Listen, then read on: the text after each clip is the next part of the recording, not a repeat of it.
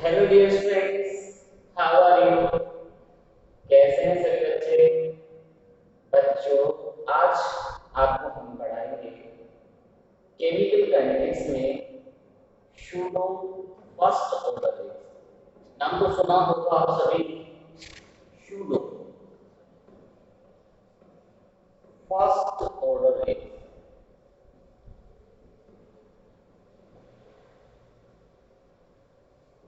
Pseudo first order reaction. What is this students? What is pseudo first order?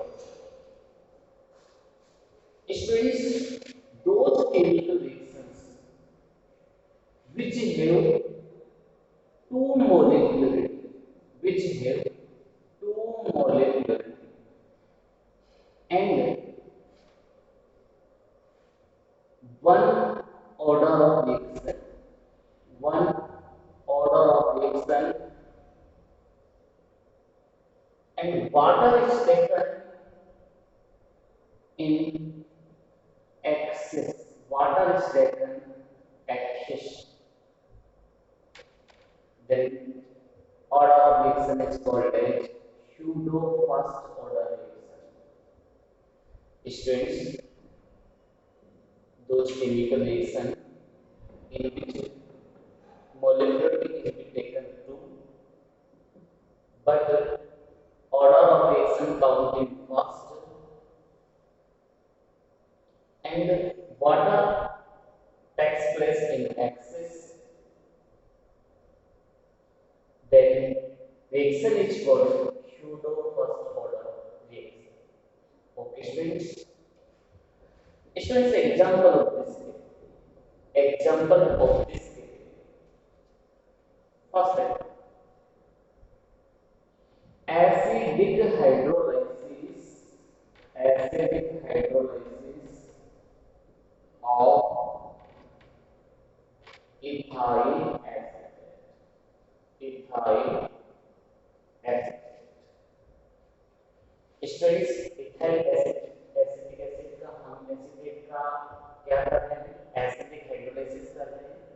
Students, ethyl acetate का formula होता है CH3COOC। ये formula होता है। अब आप इसका एसिडिक हाइड्रोलाइसिस कर रहे हैं, लेकिन यहाँ वाटर किस में टेकन है बच्चों? एक्सेस में टेकन है, और in the presence of H2SO या H प्लस एसिड आप कुछ भी। तो बच्चों, ये बना देगा एसिटिक एसिड प्लस इथेनॉल। इसका फॉर्मेशन यहाँ पर हो जाएगा। एसिटिक एसिड एंड इथेनॉल का फॉर्मेशन बेस्ट हो जाएगा। तो बच्चों, रेट ऑफ रिएक्शन जो डिपेंड करेगा only concentration of ethyl acetate, concentration of ethyl acetate, H2 की कंसंट्रेशन डायरेक्टली H2 की कंसंट्रेशन देखना 0। तो स्टूडेंट n इक्वल टू का जाएगा 1 plus 0 power of the sum of concentration changeable wait.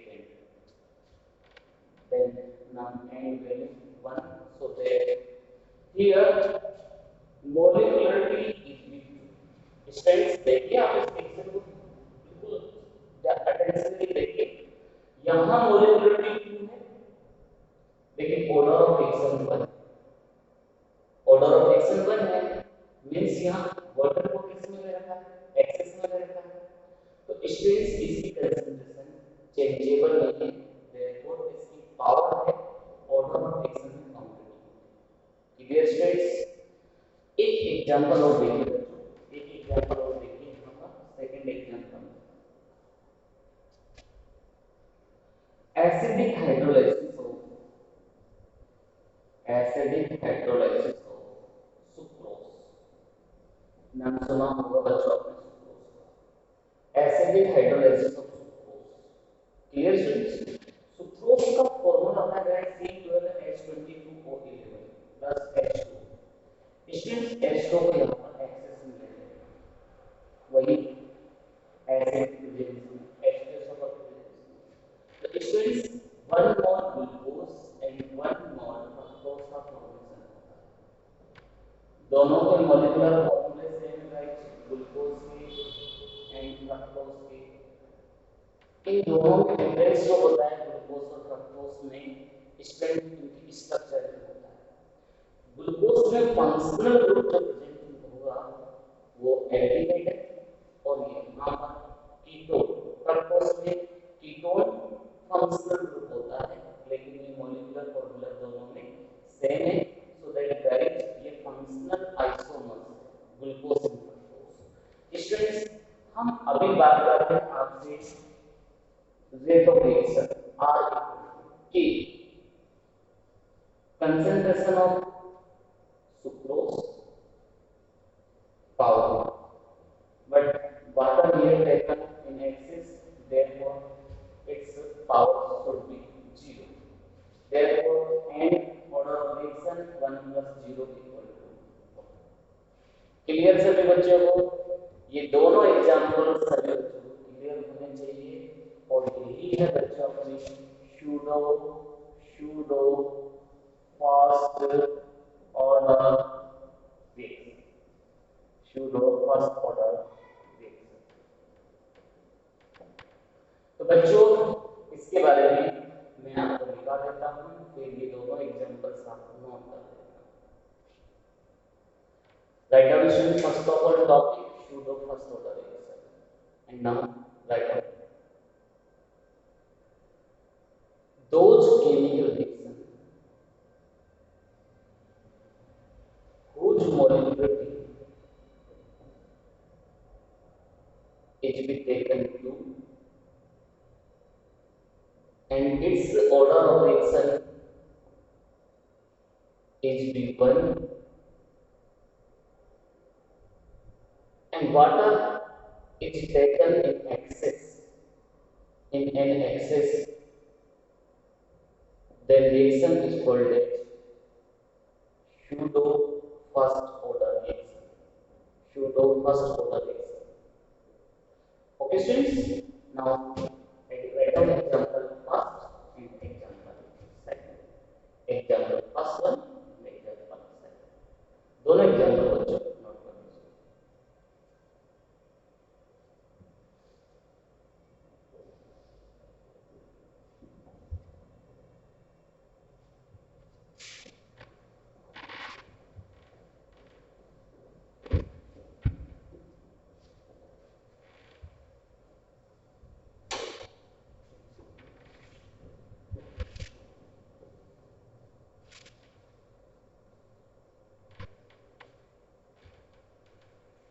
चलिए बच्चों, अब हम एक बहुत अच्छा टॉपिक लेने जा रहे हैं स्टूडेंट्स, उसका नाम है कोलिजन थ्योरी। नाम सुने होगा आपने, कोलिजन थ्योरी, कोलिजन थ्योरी।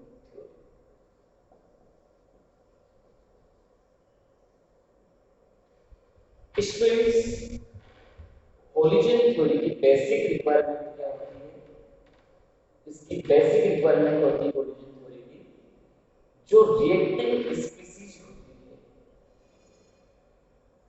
जो कोलाइड करने वाली स्पीशीज होती है, उनकी बिटवीन में इफेक्टिव कोलिजन होनी चाहिए, जिससे प्रोडक्ट इजी वे में फॉर्म्स हो जाए। ये इसकी बेसिक रिक्वायरमेंट है। स्टूडेंट्स, इस थ्योरी को प्रपोज किया 1916 टू 18 के बिटवीन में Max Crouch and William Lewis. William Lewis ने इसको प्रपोज किया, and this theory was given by scientists Max Crouch and William Lewis। Student first point, इस थ्योरी को इन्होंने प्रपोज किया। स्टूडेंट्स, ये थ्योरी जो बेस्ड थी, ये काइनेटिक थ्योरी ऑफ गैसेस पर बेस्ड थी। It is based on kinetic theory of gases। Kinetic theory of gases means KTG। Students, इसमें ऑल कंसेप्ट जो यूज होंगे केटीजी की कंसेप्ट यूज होंगे, काइनेटिक थ्योरी ऑफ गैसेस की कंसेप्ट यूज होंगे guys. KTG आपने 11th क्लास में पढ़ी थी, केटीजी की सम एप्लीकेशंस थी, पोस्टुलेट्स थी, उनकी स्टडी आपने की है। उससे ideal gas equation, van der वाल गैस इक्वेशन के बिटवीन में डिफरेंस प्रोड्यूस हुआ था, वैन डर वाल ने किया था। तो students it is based on kinetic theory of gases. Students इस थ्योरी इसमें कोलिजन थ्योरी में जो मॉलिक्यूल्स होते हैं, गैसेस मॉलिक्यूल्स होते हैं, उनको कंसीडर करते हैं like a solid sphere. In this theory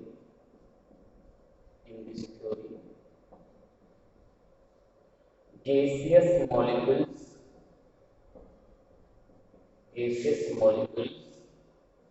considered as a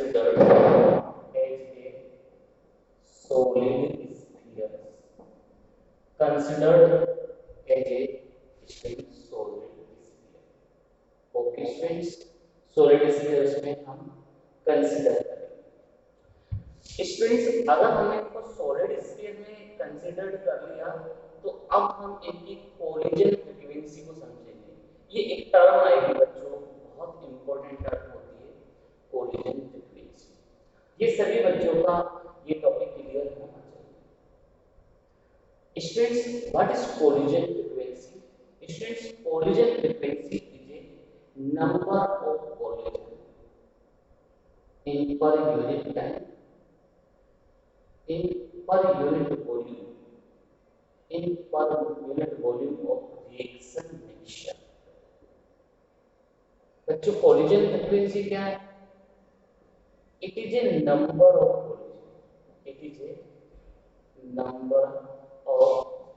collisions. ये नंबर ऑफ कोलिजन्स है बच्चों, नंबर ऑफ कोलिजन्स है इन पर सेकेंड किसमें? पर second, in per second and per unit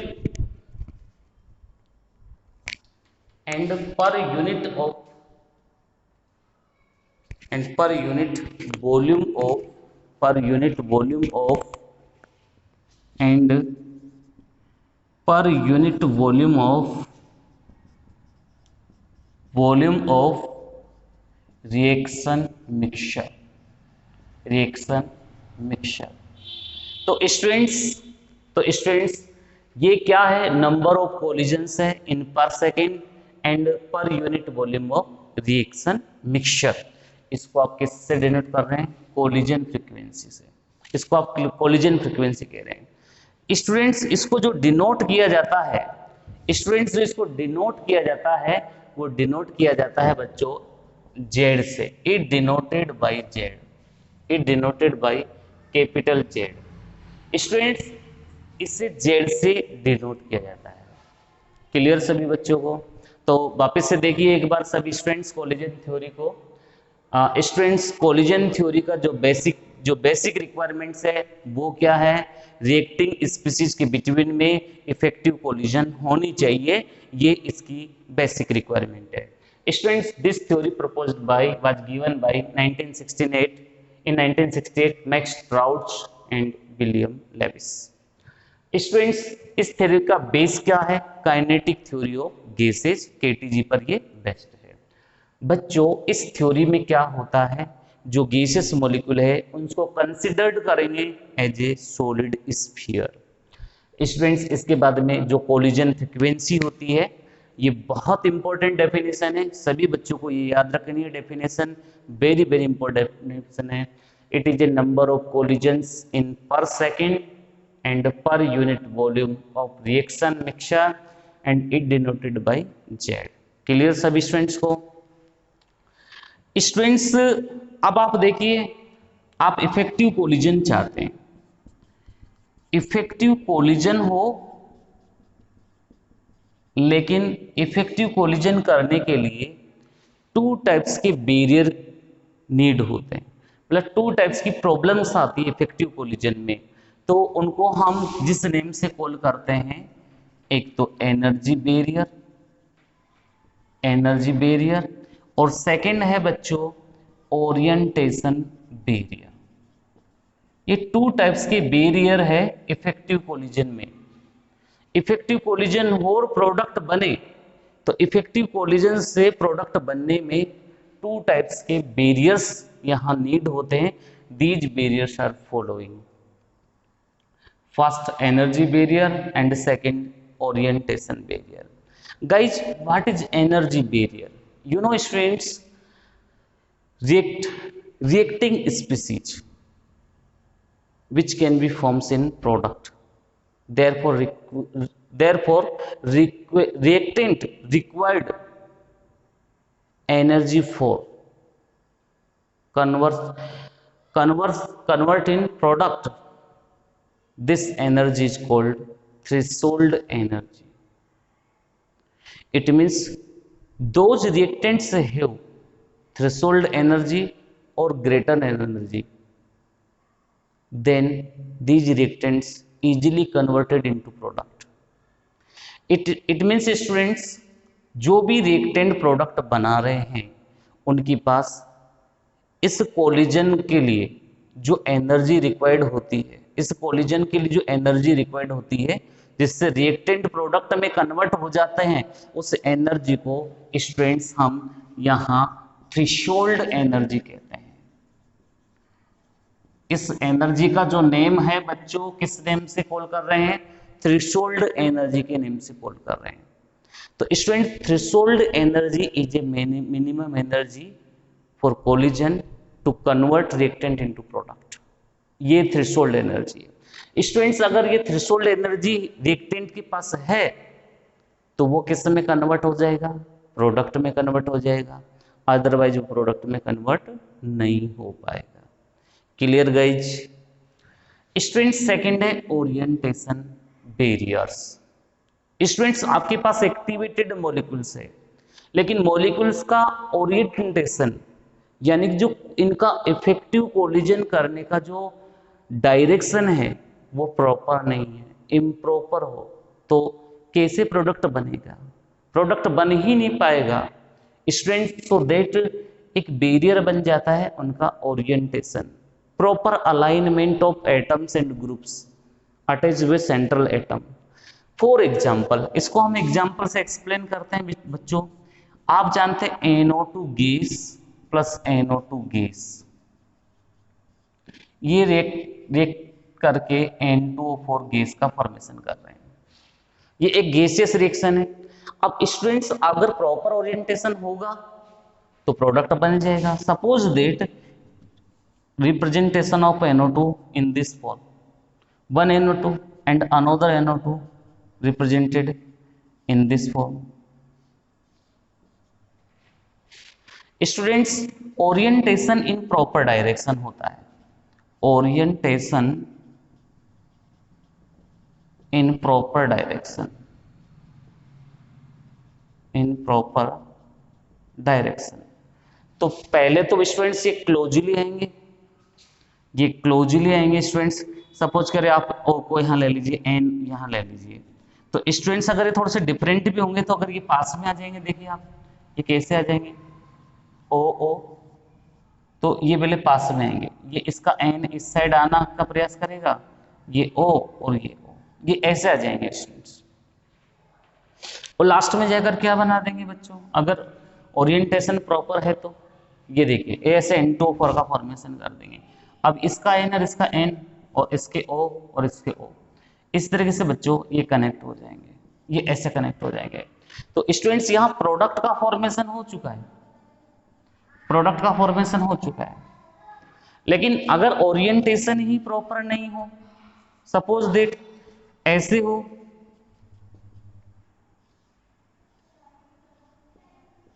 ऐसे हो, तो ओरिएंटेशन क्या है? इम्प्रॉपर है।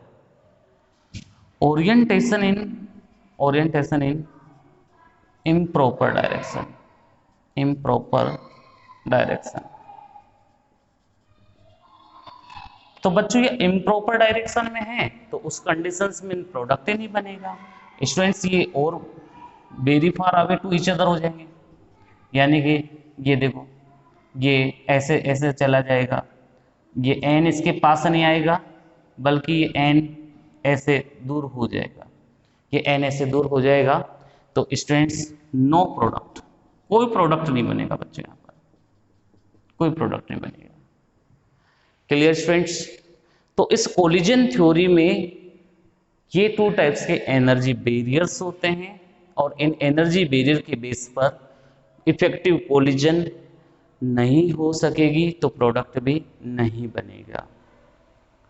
तो बच्चों, जो रेट ऑफ रिएक्शन है कोलिजन का, कोलिजन इफेक्टिव कोलिजन हो गई तो उसका रेट ऑफ रिएक्शन किस किस से डिटरमाइन करेंगे?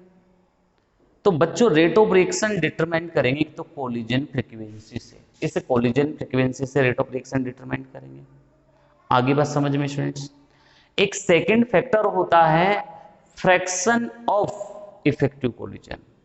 मींस इफेक्टिव कोलिजन तो ही, लेकिन how many molecules participate in this collision, how many molecules participates in this collision, this is called fraction of effective collision, it denoted by small f.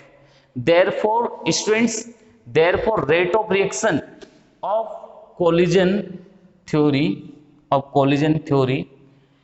rate of reaction denoted by r, and it is equal to z into f, यानी कि r किसको represent कर रहा है? Rate of collision, rate of collision. Z किसको denote कर रहा है? Z किसको डिनोट कर रहा है बच्चों? कोलिजन फ्रीक्वेंसी को, कोलिजन फ्रीक्वेंसी को डिनोट कर रहा है। F किसको डिनोट कर रहा है बच्चों? Fraction of effective collision, fraction of effective collision. Clear सभी बच्चों का? क्लियर है पॉइंट्स? तो स्टूडेंट्स, ये जो बात मैंने आपको बताई है इसको हम एक बार लिख लेते हैं, जिससे आपको कोई प्रॉब्लम ना हो। Okay guys, so that let's start collision theory. Write down students.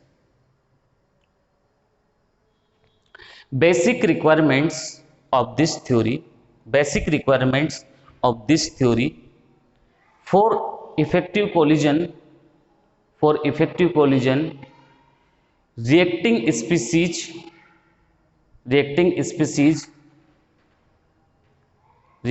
species collide in proper direction, collide in proper direction. Student, write down in next line.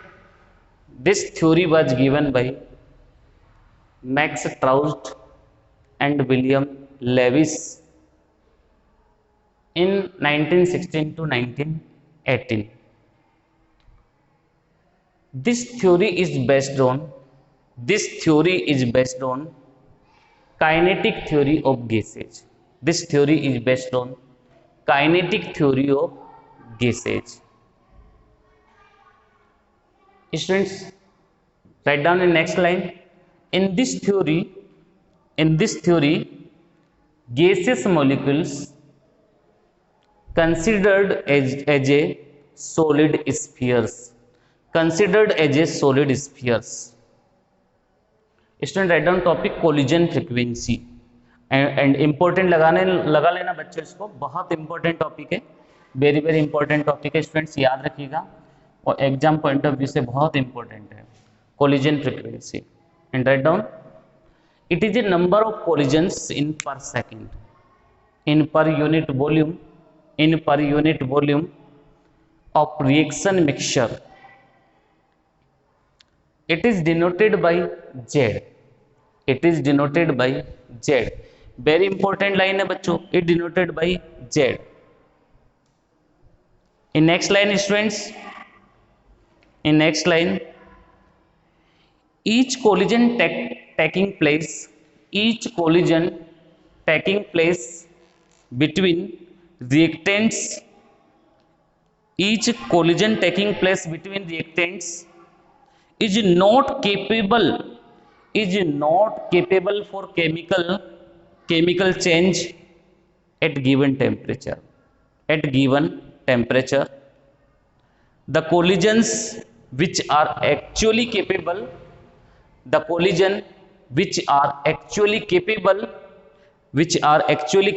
to convert the reactants into products are called effective collisions. बच्चों collisions तो बहुत सारी होती है, लेकिन effective collision कौन सी होती है? जिसमें रिएक्टेंट प्रोडक्ट में कन्वर्ट हो रहा है, वही इफेक्टिव कोलिजन होगी। तो ये इफेक्टिव कोलिजन की डेफिनेशन थी गाइस। अब नेक्स्ट लाइन से लिखिएगा, two barriers are produced mainly in a chemical reaction, write down student, first energy barriers and second orientation barriers. Write down student, first topic energy barriers. Energy barriers. Okay students, write down in this, there should be enough energy for effective collisions. There should be enough energy for effective collisions between reacting species, reactive species, by which chemical bonds of reactants can broken. Students, write down in next line, the minimum energy required for collisions of molecules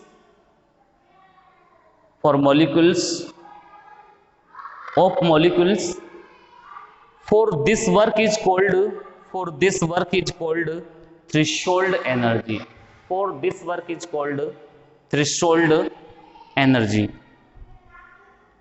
So only those colliding reactants molecules are converted into products which have threshold energy or more than this energy.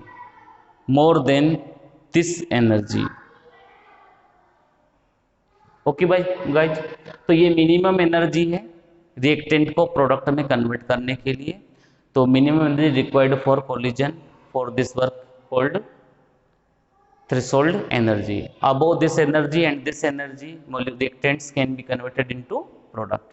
Okay students, write down orientation barriers.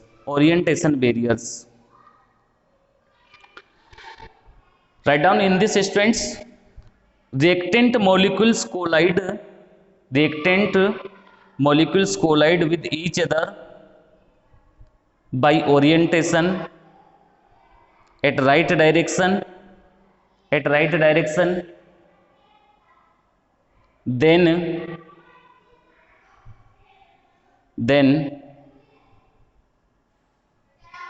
new bonds are formed by breaking old bonds. Collisions between molecules in right direction are effective collisions. For example, NO2 plus NO2 N2O4, NO2 plus NO2 N2O4. तो students ये diagram आप बना लीजिए। आप इसको इस तरफ भी लिख सकते हैं, OO को आप इस तरफ ले लीजिए, N को इस तरफ ले लीजिए, और इसमें तो आपने अपोजिट ले लिए, इनको आप अपोजिट कैसे भी ले लीजिए, जैसे आपने इसको ऐसे ले लिया तो इनको आप ऐसे ले लीजिए। दोनों एग्जाम्पल नोट कर लीजिए, ये वाला एग्जाम्पल और ये वाला एग्जाम्पल नोट कर लो बच्चों।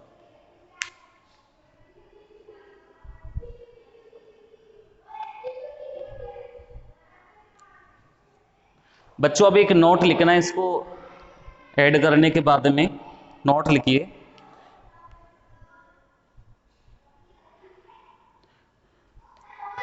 Rate of reaction in the collision is directly proportional to the collision frequency and fraction of effective collision students ये फॉर्मूला लिख लीजिए, R equal to Z into F, ये फॉर्मूला आप लिख लीजिए।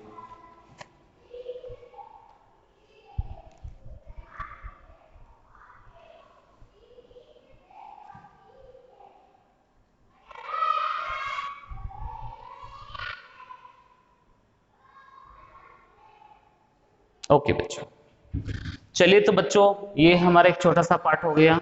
अब हम बात करते हैं डिपेंडेंस ऑफ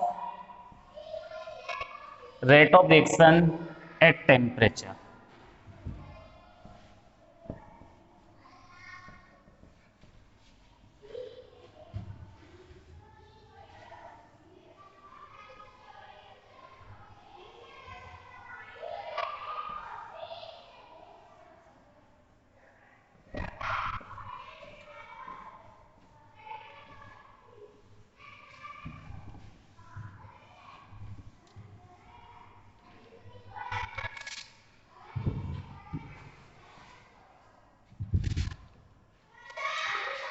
देखिए बच्चों,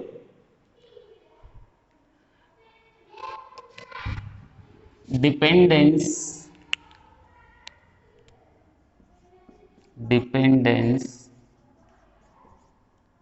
रेट ऑफ रिएक्शन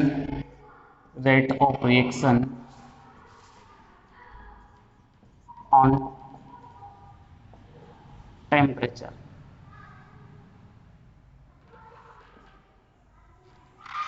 स्टूडेंट्स, हमने आपको factors affecting rate of reaction में भी इसका कुछ सिंपल कंसेप्ट दिया था कि जो रेट ऑफ रिएक्शन जो होता है बच्चों, रेट ऑफ रिएक्शन जो होता है वो डायरेक्टली प्रोपोर्शनल होता है टेम्परेचर के। Students, as well as increase temperature same as increased rate of reaction.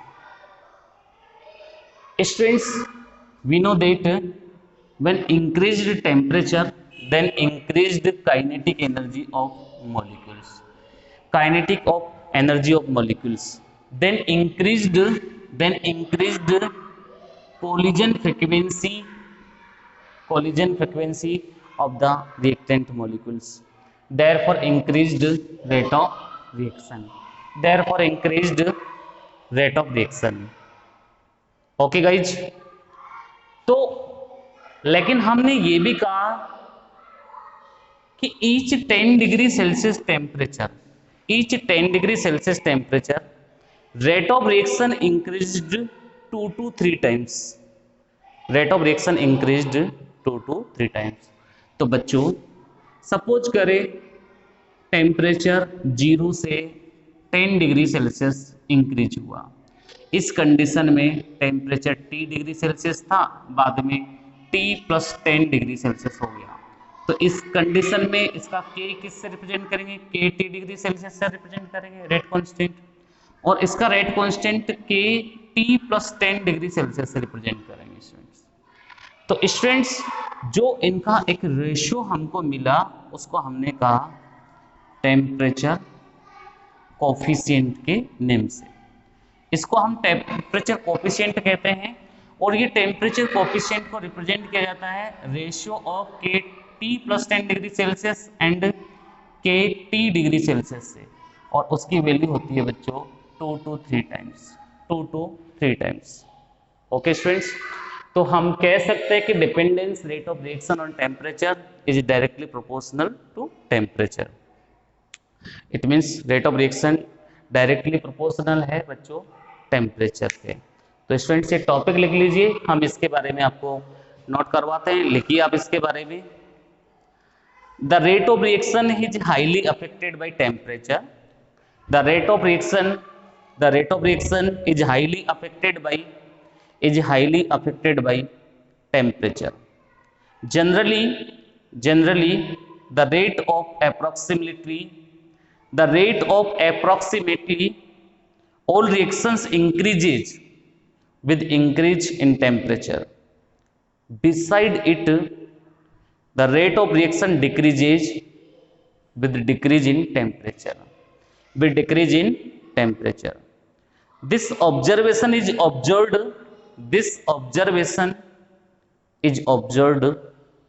in all reactions, whether reaction is exothermic और endothermic.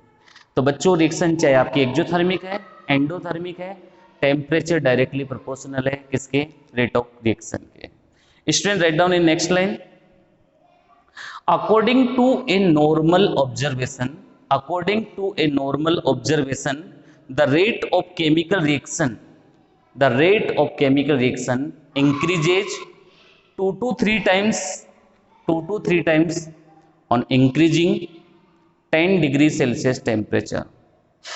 It is called temperature coefficient, temperature coefficient. तो students आप ये temperature coefficient का formula note कर ले बच्चों, K T plus 10 degree Celsius, K T degree Celsius equal to 2 to 3 times. और फिर नेक्स्ट लाइन से लिखना है students, according to collision theory, according to collision theory the rate of a chemical reaction depends on collision frequency, depends on collision frequency and fraction of effective collisions.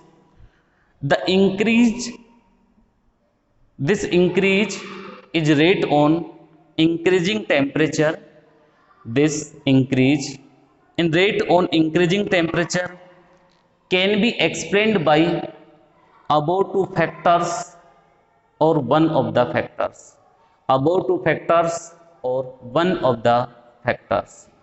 Students rate of reaction directly proportional था Z और F के, तो Z और F को, Z और F के कारण जो रेट ऑफ रिएक्शन इंक्रीज हुआ है इसको टेम्परेचर के बेस पे एक्सप्लेन कर सकते हैं, या तो दोनों फैक्टर से या किसी एक सिंगल फैक्टर से, यानी कि या तो जेड के बेस पे, यानी कि टेम्परेचर का या तो जेड के साथ रिलेशन बना सकते हैं या टेम्परेचर का हम एफ के साथ रिलेशन बना सकते हैं।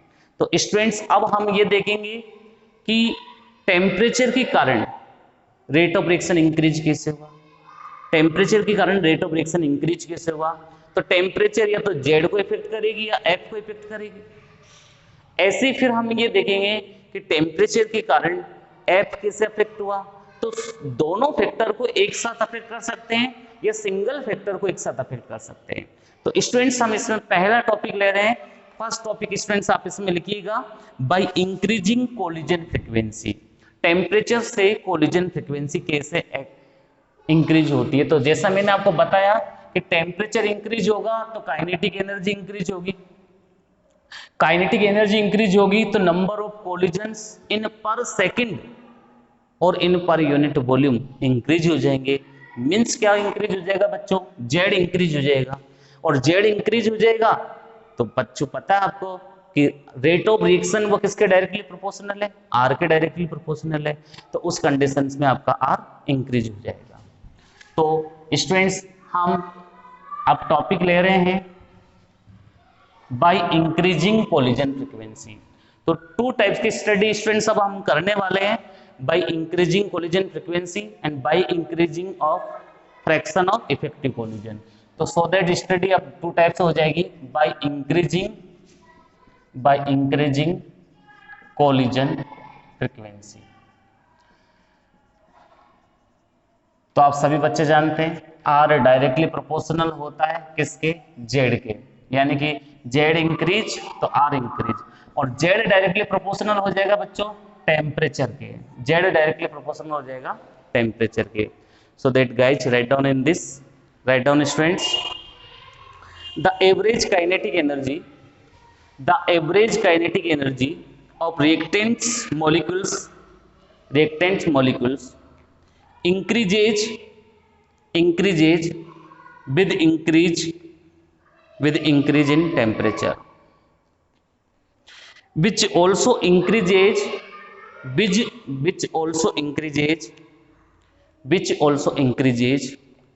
the number of collisions, the number of collisions takes place per second in per unit volume। The average kinetic energy of molecules, the average kinetic energy of molecules is directly proportional to absolute temperature, absolute temperature। According to an observation, according to an observation, the kinetic energy of molecules increases to approx 3% on increasing temperature from 300 Kelvin to 310 Kelvin. तो means बच्चों क्या कर रहे हैं, 300 से 310 kelvin, अगर इतना temperature मतलब 10 केल्विन टेम्परेचर इंक्रीज कर रहे हैं तो काइनेटिक एनर्जी कितनी इंक्रीज हो रही है बच्चों, 3% इंक्रीज हो रही है, 3% इंक्रीज हो रही है। स्टूडेंट नेक्स्ट लाइन में लिखना, it means that the rate of reaction increases on increasing collision frequency,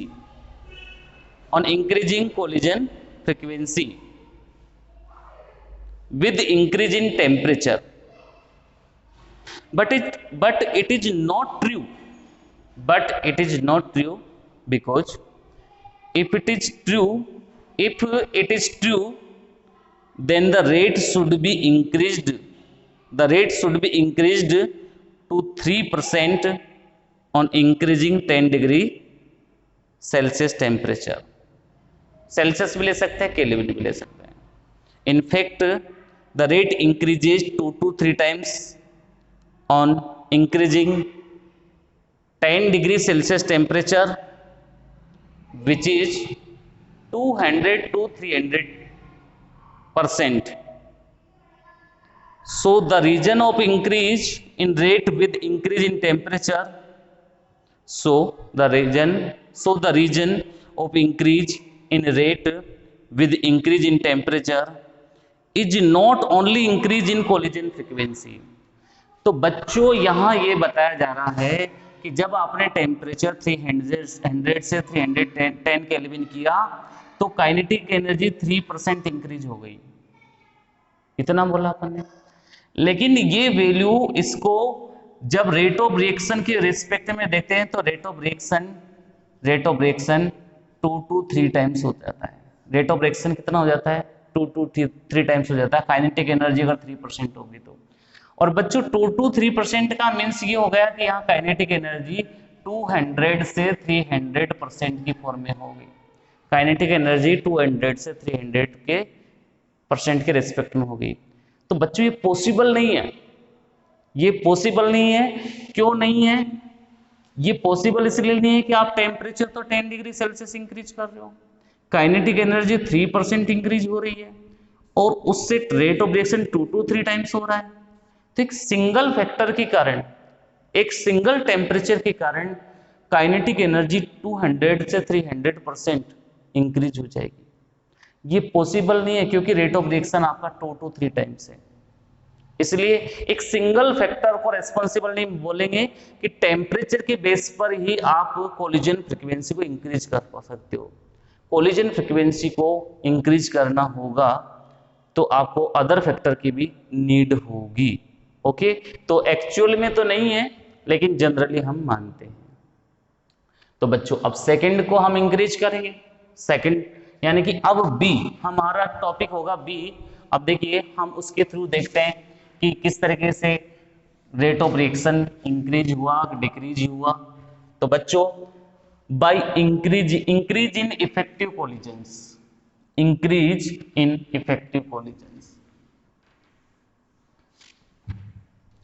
तो बच्चों अब लिखेंगे topic increase in effective collisions.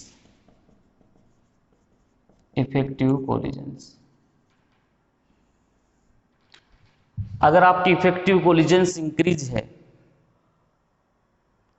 तो ये तो बहुत अच्छी बात है, लेकिन इसको प्रैक्टिकली एक्सप्लेन किया ऐसा पॉसिबल नहीं होता है। जब भी केमिकल रिएक्शन होती है तो रिएक्टेंट के ओल्ड बॉन्ड ब्रेक्स होते हैं और न्यू बॉन्ड फॉर्म्स होते हैं, लेकिन ऑल रिएक्टेंट मॉलिक्यूल्स रिएक्शन में पार्टिसिपेट करते हैं कि नहीं करते? रिएक्टेंट में पार्टिसिपेट नहीं करते तो फिर इफेक्टिव कोलिजन्स कैसे होगी? तो टेम्परेचर के साथ इफेक्टिव कोलिजन का क्या रिलेशन है? कि टेम्परेचर को इंक्रीज करने पर इफेक्टिव कोलिजन का फ्रैक्शन इंक्रीज होगा कि नहीं होगा। तो स्टूडेंट्स यही बेस बनाकर मैक्सवेल बोल्ट्जमान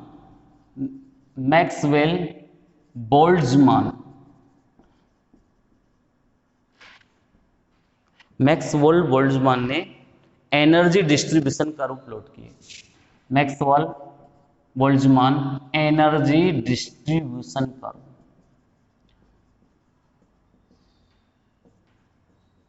आप इसको बच्चों ऐसा समझ सकते हैं, आपके पास ये एक रिएक्शन मिक्सचर है, ये क्या है बच्चों, रिएक्शन मिक्सचर है।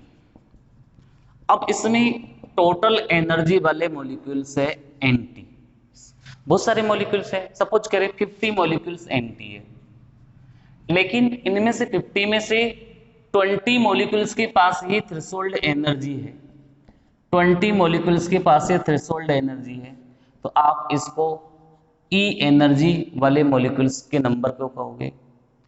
तो टोटल नंबर में से ई एनर्जी वाले जो मॉलिक्यूल्स होंगे उनको किस नेम से कॉल करोगे आप, N E upon N T, उसको कॉल करोगे फ्रैक्शन ऑफ मॉलिक्यूल्स, इसके नेम से कॉल करोगे। अगर हम फ्रैक्शन ऑफ मॉलिक्यूल्स और उनकी काइनेटिक एनर्जी के बिटवीन में ग्राफ प्लॉट कर दे तो अपन को यह पता चल जाएगा कि काइनेटिक एनर्जी अगर मॉलिक्यूल्स की इंक्रीज हो रही है तो फ्रैक्शन ऑफ मॉलिक्यूल्स एक डेफिनिट टेम्परेचर पर इंक्रीज हो रहा है या डिक्रीज हो रहा है, ये हमको पता चल जाएगा। तो चलिए हम इसको ग्राफ के बेस पे एक्सप्लेन कर देते हैं। तो देखिए ग्राफ के बेस पे एक्सप्लेनेशन,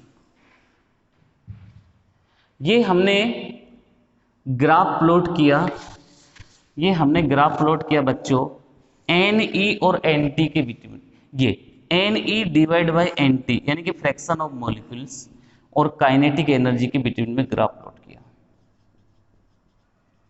तो देखिए बच्चों काइनेटिक एनर्जी मॉलिक्यूल्स की लेफ्ट टू राइट इंक्रीज हो रही है और top to bottom to top increase हो रही है फ्रैक्शन ऑफ मॉलिक्यूल्स। तो देखिए ये ग्राफ हमको ऐसे मिला बच्चों, ये ग्राफ हमको ऐसे मिला। स्टूडेंट्स आप इस ग्राफ में देख रहे हैं as well as increased kinetic energy then increased fraction of molecules, but at this point जो मॉलिक्यूल्स होंगे, जो इस पॉइंट पे मॉलिक्यूल्स होंगे maximum probable kinetic energy molecules होंगे, काइनेटिक एनर्जी मॉलिक्यूल्स होंगे। स्टूडेंट्स इससे ये मीन्स थोड़ी होगा कि इनकी इफेक्टिव कोलिजन हो जाएगी। स्टूडेंट्स अब देखिए अब आप काइनेटिक एनर्जी को इंक्रीज करते जा रहे हैं, लेकिन इफेक्टिव जो फ्रैक्शन मॉलिक्यूल्स है उनका ग्राफ डाउनवर्ड डायरेक्शन में जा रहा है, मीन्स फ्रैक्शन घट रहा है मॉलिक्यूल्स का। अब आप देखिए ये एक ऐसा पॉइंट आ गया यहाँ, इस पॉइंट के बाद में कांस्टेंट हो रहा है ग्राफ, ये आपकी एक तरीके से थ्रेशोल्ड एनर्जी हो गई, इसको P से बता दिया। स्टूडेंट्स ये T डिग्री सेल्सियस पर हमने ग्राफ प्लॉट किया है, ये T डिग्री सेल्सियस पे हमने ग्राफ प्लॉट किया है। तो बच्चों इसके पहले वाले इफेक्टिव कोलिजन नहीं करेंगे, लेकिन इसके बाद वाले, क्योंकि अब ये हाईएस्ट काइनेटिक एनर्जी वाले मॉलिक्यूल्स आ गए इस पॉइंट पे हाईएस्ट काइनेटिक एनर्जी वाले मॉलिक्यूल्स आ गए, जिनका अगर आप फ्रैक्शन मॉलिक्यूल्स देखेंगे तो एक कांस्टेंट हो चुका है। अब अगर आप टेम्परेचर इंक्रीज करते हैं इसके बाद में, यानी कि आप टेम्परेचर इंक्रीज करते हैं, तो उस कंडीशन में क्या होगा उसका भी ग्राफ चेक करना पड़ेगा। यानी कि N E divide by N T, ये फ्रैक्शन ऑफ मॉलिक्यूल्स है और ये काइनेटिक एनर्जी है। स्टूडेंट्स आपका ये पहले ग्राफ मिल रहा था T डिग्री सेल्सियस पर, अब आपने टेम्परेचर इंक्रीज किया, टेम्परेचर इंक्रीज किया, तो स्टूडेंट्स आपका ग्राफ ये ऐसा आ गया। यानी कि आप यहां देख रहे हैं इस पॉइंट्स के बाद में ग्राफ दोनों के लिए अप्रॉक्स कांस्टेंट आ रहा है इस पॉइंट के बाद में। तो स्टूडेंट्स अगर आप ये ग्राफ देखते हैं तो ये T डिग्री सेल्सियस का था, और ये ग्राफ देखते हैं, दूसरा वाला ग्राफ देखते हैं ये वाला, तो ये T+10 डिग्री सेल्सियस पर है, T+10 डिग्री सेल्सियस पर बच्चों, मतलब टेम्परेचर आपने इंक्रीज किया। तो टेम्परेचर इंक्रीज होने पर क्या क्या चीजें इंक्रीज हुई है? टेम्परेचर इंक्रीज कर रहे हैं तो देखिए आप इंक्रीज हो जाती है effective collision, it means fractions of molecules increase हो जाते हैं इस ग्राफ, इस पॉइंट के बाद में। Suppose that this point is P denoted by P, after this point maximum kinetic energy molecules here, but in T+10 degree Celsius आप देखिए ये इंक्रीज हो गया, फ्रैक्शन ऑफ मॉलिक्यूल्स इंक्रीज हो गया बच्चों। पहले फ्रैक्शन ऑफ मॉलिक्यूल्स इतना था, अब इतना हो गया। अब फ्रैक्शन ऑफ मॉलिक्यूल्स इंक्रीज होगा तो rate of reaction automatic increase हो जाएगी, और rate of reaction 2 to 3 times increase हो जाएगी। तो स्टूडेंट्स आपको यही समझा रहे हैं हम कि टेम्परेचर के बेस पर टेम्परेचर इंक्रीज कर रहे हैं तो उस कंडीशंस में रेट ऑफ रिएक्शन इंक्रीज हो रही कि नहीं हो रही है, और साथ में काइनेटिक एनर्जी भी इंक्रीज है। तो काइनेटिक एनर्जी इंक्रीज हो रही है, रेट ऑफ रिएक्शन इंक्रीज हो रही है, तो उस कंडीशंस में आपकी इफेक्टिव कोलिजन है उसका फ्रैक्शन भी इंक्रीज हो रहा है।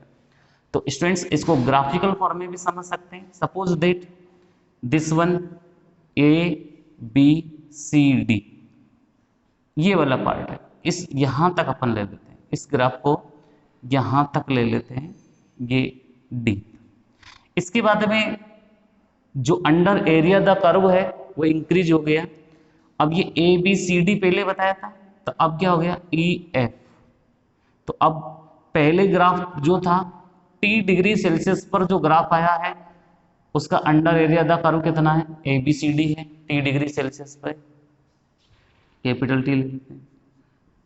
और T+10 डिग्री सेल्सियस पर क्या है, T+10 डिग्री सेल्सियस पर बच्चों क्या है, ABEF कर्व है, ABEF कर्व है।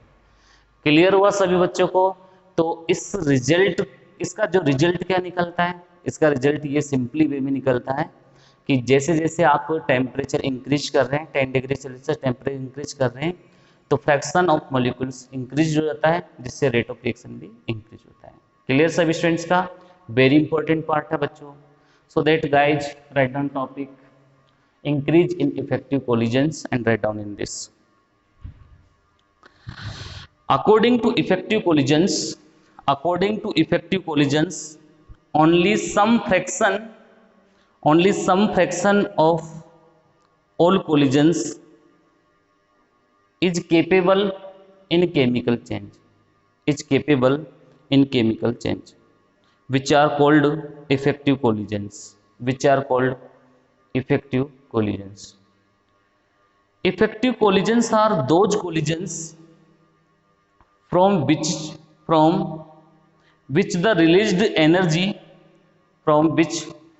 the released energy is equal to threshold energy from collision is less than threshold energy, then these collisions are not capable in chemical change. So these are called ineffective collisions. तो बच्चों मैंने इस line में आपको क्यों ये बताया कि इफेक्टिव कोलिजन किसे कहेंगे और इनइफेक्टिव कोलिजन्स किसे कहेंगे। डेफिनेशन आपको मैंने यहाँ पर एक्सप्लेन कर दी। स्टूडेंट नेक्स्ट लाइन से लिखिएगा, according to Maxwell Boltzmann energy distribution of molecules can be represented on the basis of statics. The energies of all reactant molecules are not similar. हम जानते हैं सभी molecules की एनर्जी सेम नहीं होती है। नेक्स्ट लाइन से लिखना,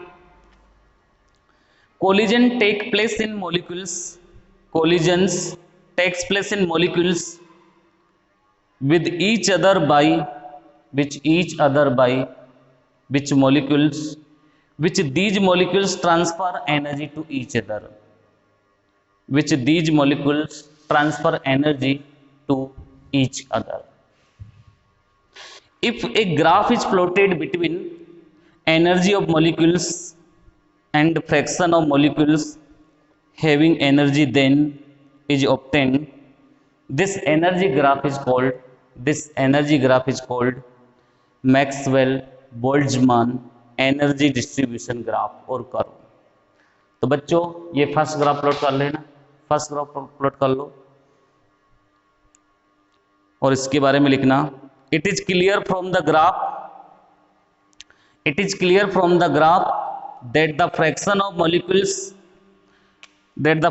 molecules having less energy and high energy is relatively less.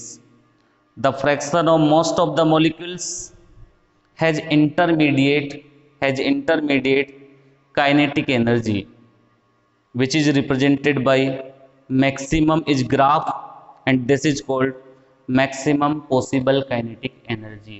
तो बच्चों ये मैक्सिमम प्रोबेबल काइनेटिक एनर्जी वाला कि मॉलिक्यूल सबसे ज्यादा होते हैं, ना तो मिनिमम ना मैक्सिमम। नेक्स्ट लाइन में लिखना है students, the energy E represented in graph is that minimum energy, it means threshold energy. तो बच्चों इस पॉइंट पर जो एनर्जी आएगी ई, इसको अपन किस नेम से कॉल कर रहे हैं बच्चों, थ्रेशोल्ड एनर्जी के नेम से कॉल कर रहे हैं। तो the energy E represented is graph that minimum energy, it means threshold energy, which is obtained from effective collisions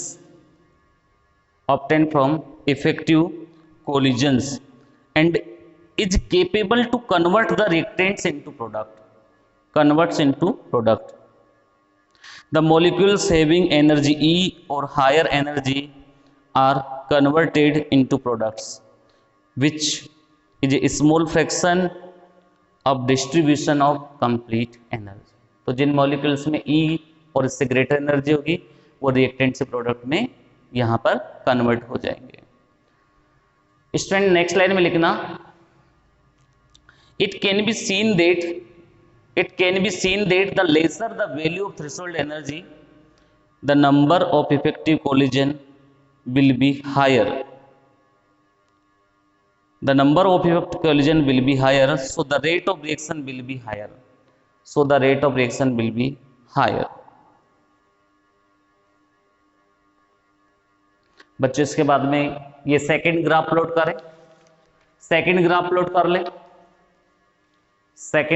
कर ले बच्चों और इसके बारे में लिखिए, now consider the number of effective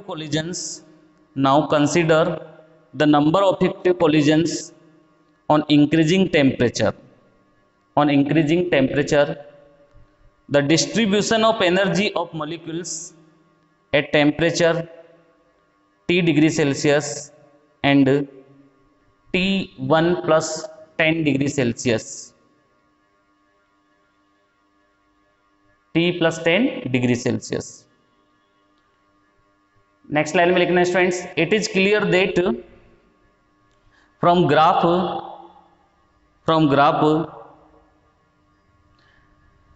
it is stretched to right side on increasing temperature. बच्चों ये ग्राफ किस तरफ स्ट्रेच हो रहा है, राइट साइड स्ट्रेच हो रहा है, राइट साइड ग्राफ का एक्सपेंशन हो रहा है, right side on increasing temperature and becomes more flat, और ये जाकर क्या हो रहा है, मोर फ्लैट हो रहा है. It is determined that energy distribution in molecules increasing on increasing temperature and fraction of molecules having threshold energy increases. ABCD fraction shows effective collision and temperature T degree Celsius which increased to ABEF at temperature T plus 10 degree Celsius. the fraction, this fraction is approximately twice, this fraction is approximately twice on increasing temperature at 10 degree Celsius. So it is clear that the main reason of increase in rate of reaction on increasing temperature is increase in number of effective collisions.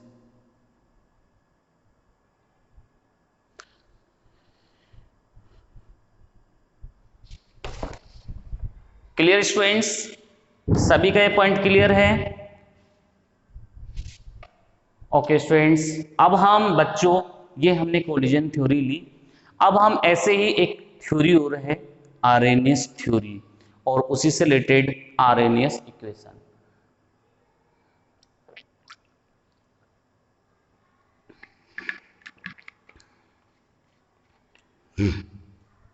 RNS theory and Arrhenius equation.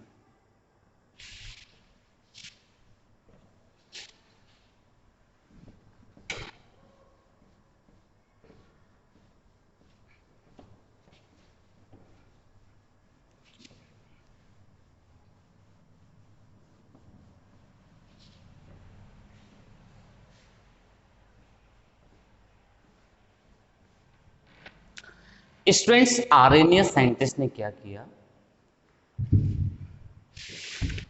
Arrhenius theory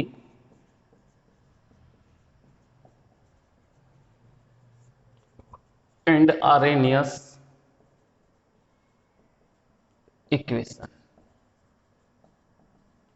इनके बारे में हम study कर रहे हैं। Arrhenius theory and Arrhenius equation. Students, Arrhenius theory according to Arrhenius relation between K, RNAs coefficient and activation energy and temperature represented by following equation. This relation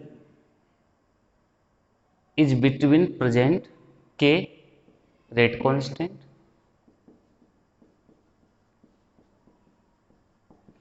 A RNAs coefficient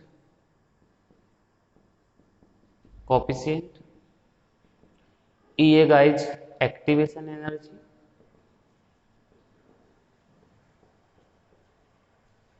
R guys gas constant T guys temperature।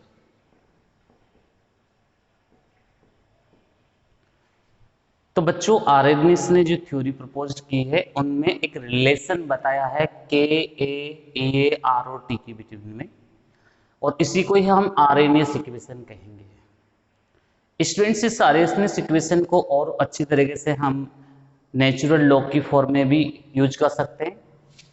Take natural law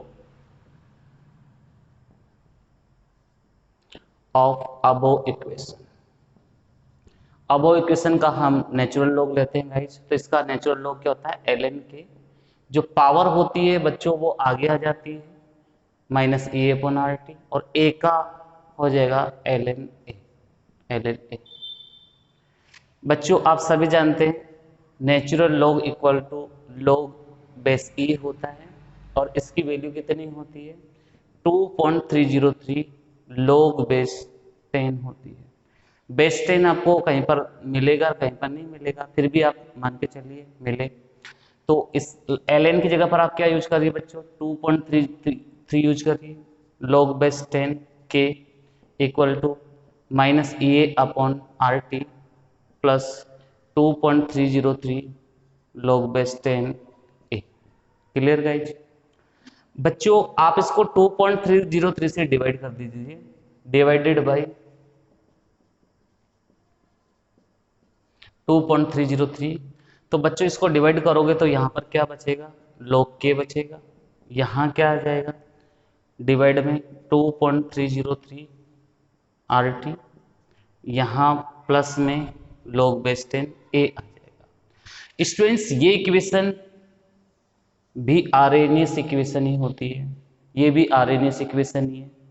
student से अगर इससे graph plot करें y equal to m x plus c, तो बच्चों इसका negative slope आएगा, negative slope आएगा। y axis पर log k होगा, x एक्सिस पर 1/t लेंगे। तो स्टूडेंट्स ग्राफ देखिए, graph log k versus 1/t। Students बहुत इंपॉर्टेंट ग्राफ है। देखिए आपने इस साइड तो क्या ले लिया बच्चों, log k ले लिया, और x एक्सिस पे 1/t ले लिया। तो स्लोप नेगेटिव स्लोप आ रहा है बच्चों, नेगेटिव स्लोप आ रहा है। और y एक्सिस पर जो परपेंडिकुलर लाइन ड्रॉ करते हैं वो इंटरसेप्ट को बताता है। इंटरसेप्ट की वैल्यू क्या है, log बेस 10a है।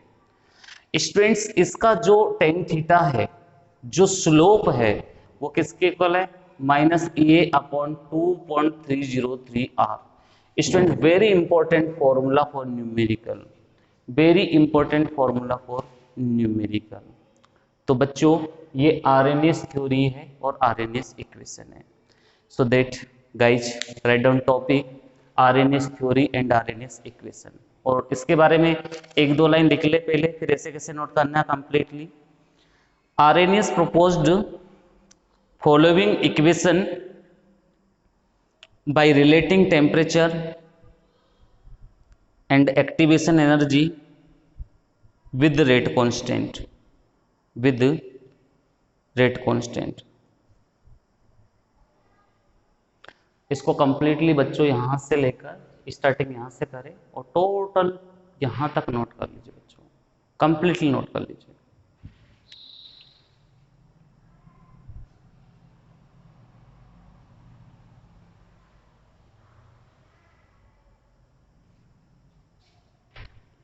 ओके स्टूडेंट्स, बच्चों इसको it can B also calculated for different temperature and different constant. It means interval form. आप इस इक्वेशन को, जो आपके पास इक्वेशन आई है, इसको आप इंटरवल की फॉर्म में भी यूज कर सकते हैं।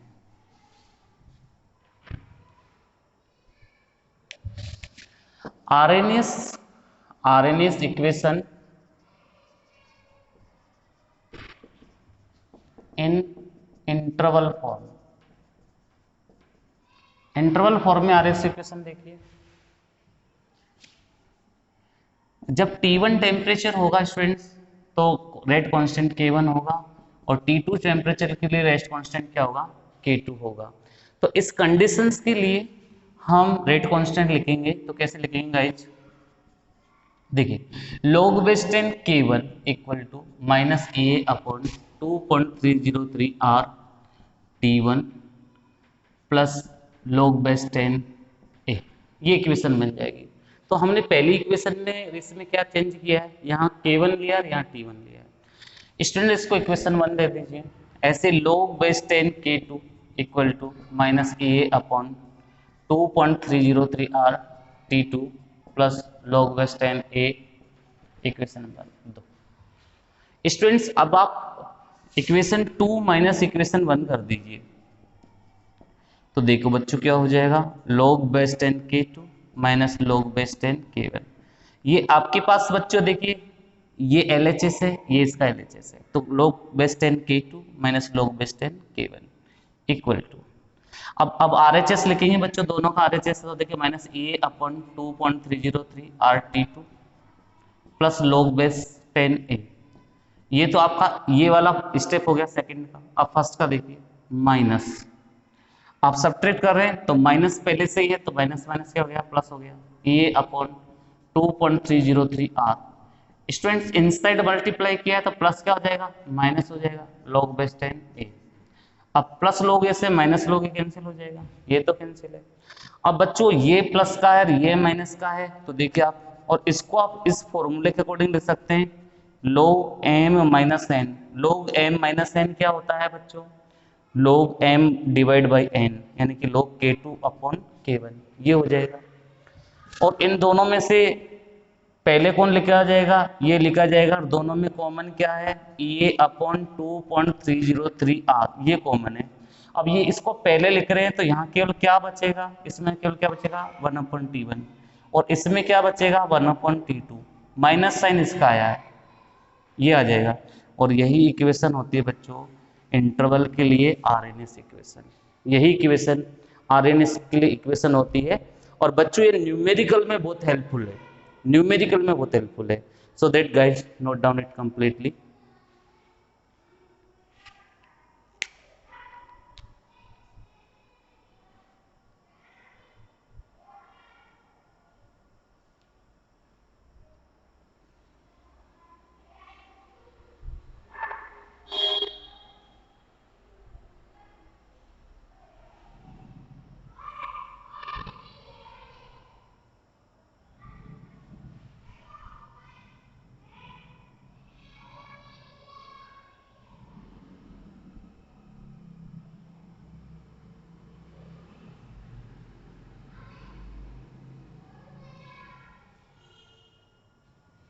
ओके गाइज,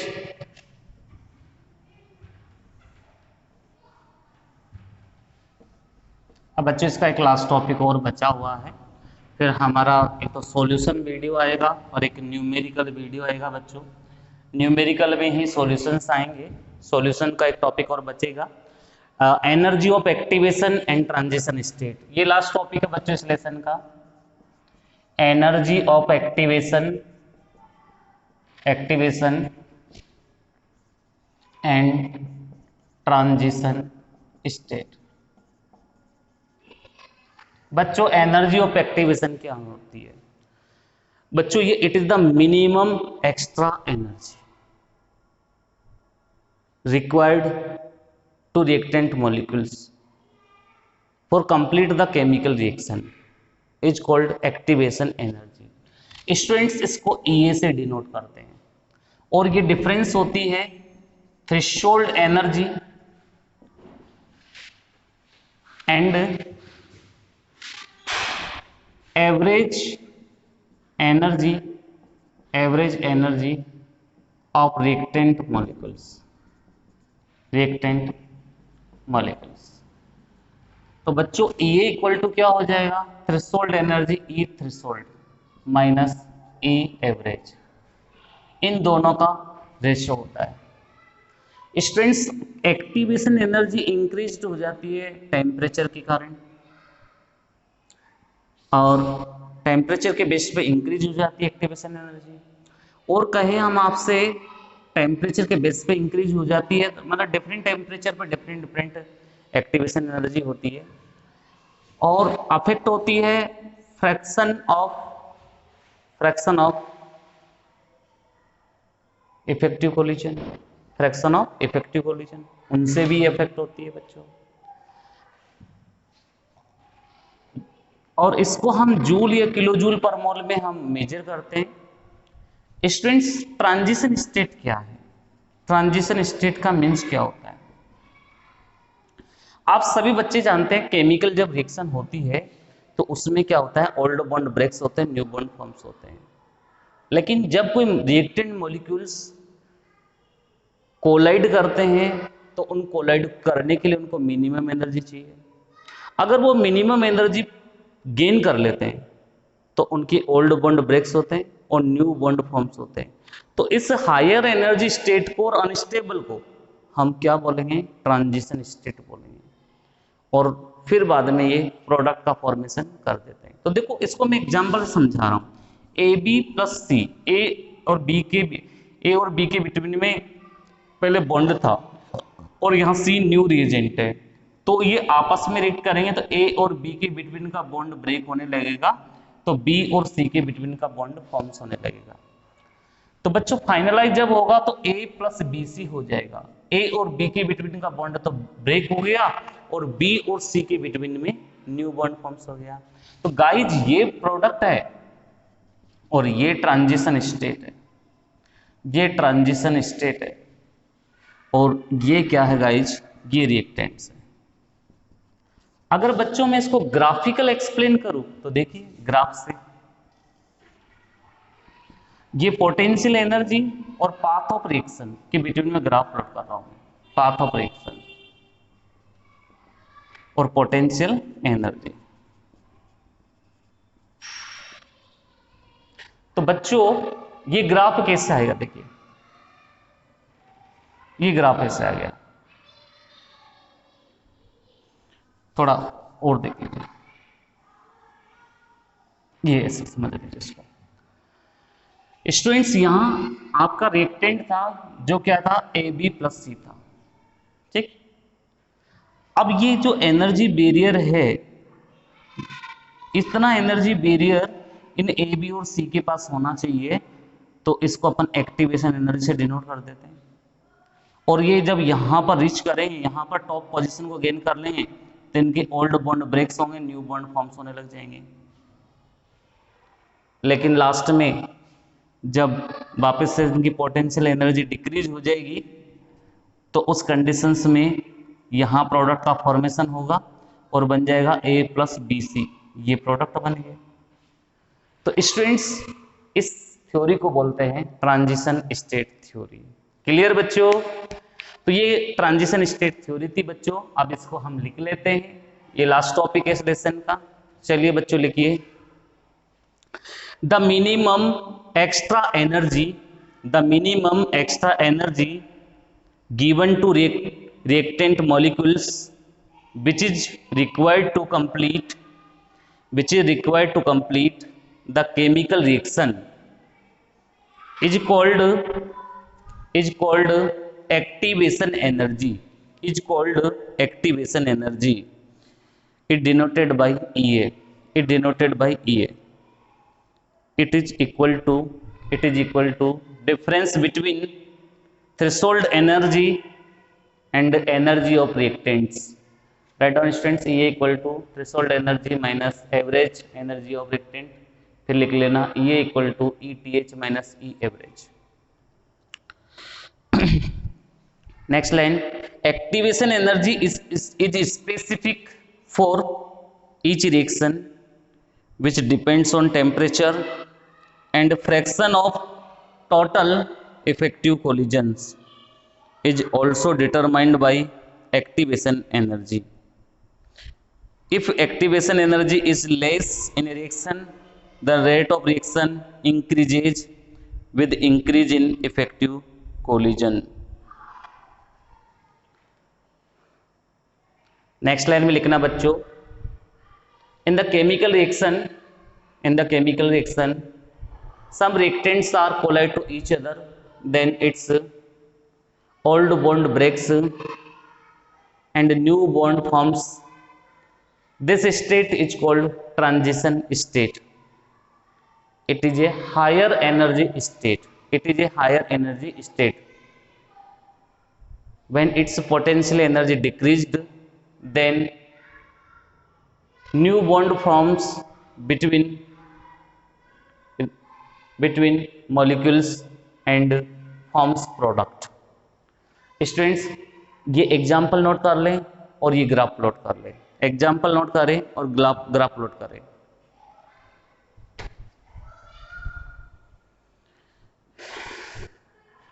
तो बच्चों ये था आज का हमारा सफर, जिसमें हमने बहुत सारी बातें पढ़ी। फर्स्ट स्टार्ट किया था हमने pseudo first order of reaction से, जिसमें मोलिकुलरिटी 2 होती है, जिसमें ऑर्डर ऑफ रिएक्शन 1 होता है और वाटर एक्सेस में ले जाता है। और उसके एग्जांपल्स हमने क्या क्या लिए थे बच्चों, acidic hydrolysis of ethyl acetate, और सेकंड एग्जांपल क्या लिया था बच्चों, एसिडिक हाइड्रोलाइसिस ऑफ सुक्रोज। ये सूडो फर्स्ट ऑर्डर रिएक्शन था। फिर हमने कौन सा टॉपिक लिया था बच्चों, कोलिजन थ्योरी। कौन सा टॉपिक लिया था हमने, collision theory. Collision theory basic किसने प्रपोज की थी, किसने दी थी, मैक्स टॉरेंट्स और विलियम लेविस ने प्रपोज की थी 1968 में। उसका किसके पे बेस्ड थी बच्चों, काइनेटिक थ्योरी ऑफ गैस पे बेस्ड थी।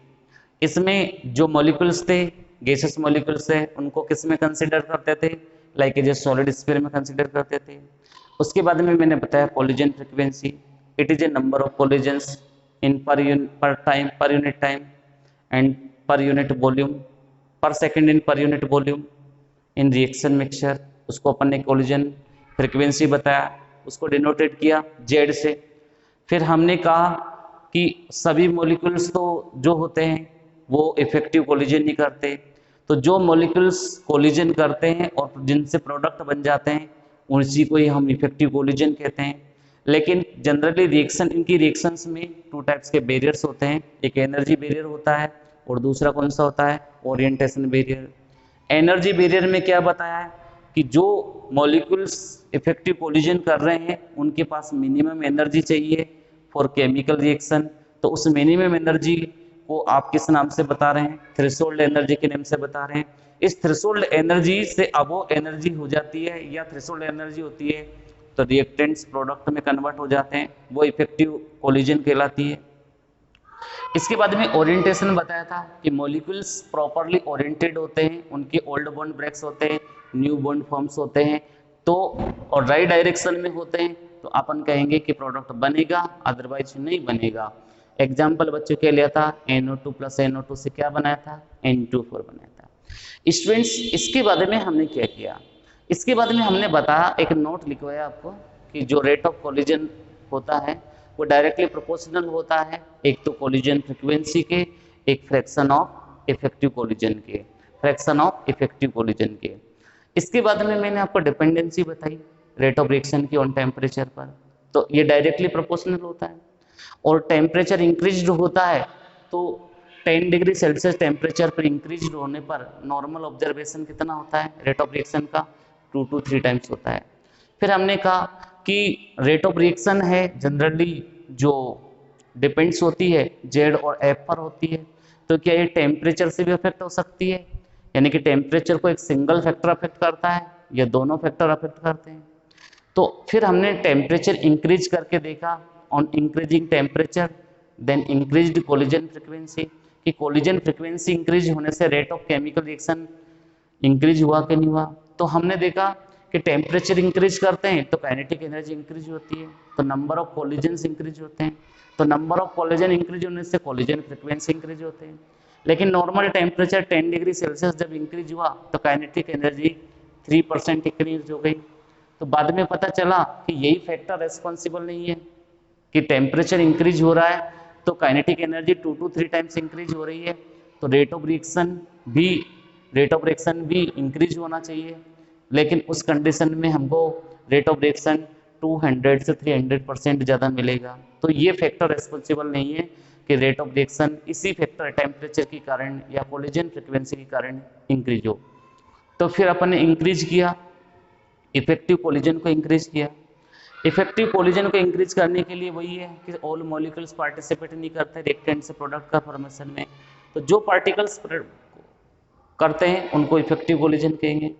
इसको मैक्सवेल और बोल्ट्जमान ने डिस्ट्रीब्यूशन कर्व में प्लॉट किया कि 10 डिग्री सेल्सियस टेम्परेचर इंक्रीज करते हैं तो कर्व का जो डिस्ट्रीब्यूशन होता है वो राइट साइड हो जाता है और उससे इफेक्टिव कोलिजन इंक्रीज हो जाता है। पहले इन्होंने ग्राफ 10 डिग्री सेल्सियस पे प्लॉट किया, फिर T+10 डिग्री सेल्सियस पे प्लॉट किया, तो टेम्परेचर इंक्रीज किया तो ग्राफ का जो डिस्ट्रीब्यूशन है वो राइट साइड हो गया। तो उस कंडीशंस में हमने कहा कि 10 डिग्री सेल्सियस पर जो फ्रैक्शन ऑफ मॉलिक्यूल्स होता है वो इंक्रीज हो जाता है, जिससे रेट ऑफ रिएक्शन भी इंक्रीज हो जाता है। तो ये मेन रीजन था रेट ऑफ रिएक्शन का इंक्रीज होने का, increase in effective collision. Students इसके बाद में हमने जो टॉपिक लिया था वो टॉपिक लिया था RNS theory and Arrhenius equation. उसमें हमने K = A(E-E-RT) किया था, उसका नेचुरल लॉग लिया। नेचुरल लॉग लिया तो ln K = -E/RT plus ln A हो गया। इसका हमने ln की वैल्यू पुट कर दी, log E की इक्वल होता है ln, जिसकी वैल्यू होती है 2.303 log 10। तो बच्चों 2.303 log 10 हमने कर दिया, वैल्यू पुट की हमने, तो 2.303 पुट करने के बाद में हमारा रिजल्ट आया 2.303 log base 10 K = -E/RT plus 2.303 log A।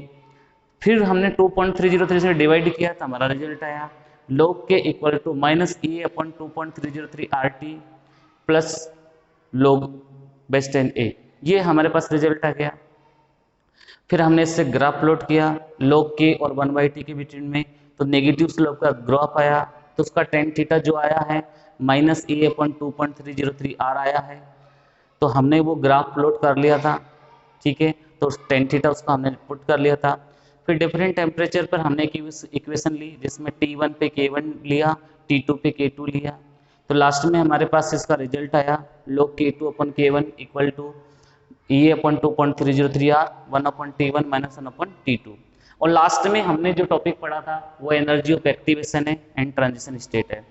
Energy of activation क्या होता है? The minimum extra energy required to reactant molecules for chemical changes to complete the chemical reaction। ये से डिनोट करते हैं बच्चों इसको। ये डिफरेंस होता है थ्रेशोल्ड एनर्जी और average energy of reactant molecules का, इसको हम इस फॉर्मूले से बताते हैं। इसके बाद में मैंने आपको ट्रांजिशन स्टेट एक चीज़ और बताई मैंने आपको कि EA है और रेट ऑफ रिएक्शन है, ये दोनों एक दूसरे के अपोजिट है, रेट ऑफ रिएक्शन और EA। तो EA जिसकी जितनी कम होगी रेट ऑफ रिएक्शन उसकी उतनी ज़्यादा हो जाएगी, ये भी आप ध्यान रखिए। फिर ट्रांजिशन स्टेट के बारे में बताया कि ये रिएक्शन है, इसमें ओल्ड बॉन्ड ब्रेक्स हो रहे हैं, फिर न्यू बॉन्ड फॉर्म्स हो रहे हैं, तो ये बिटवीन की स्टेट ट्रांजिशन स्टेट है। हायर एनर्जी स्टेट है और अनस्टेबल है, थोड़ी सी भी एनर्जी लूज करेंगे तो ये प्रोडक्ट का फॉर्मेशन कर देंगे। तो बच्चों ये था आपका कंप्लीट आज का लेक्चर।